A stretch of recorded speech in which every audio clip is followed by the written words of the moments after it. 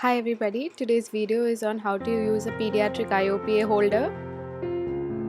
As you see, the radiograph is pretty small and requires a separate holder. Here's on how to go about it.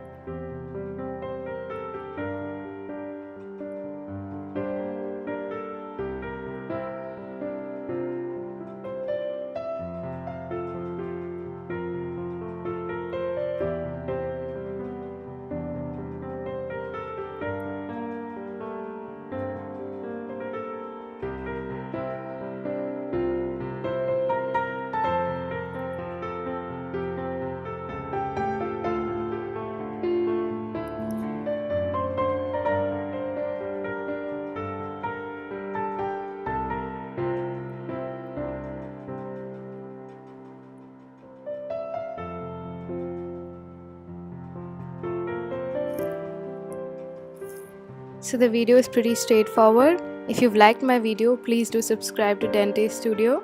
Thank you for watching.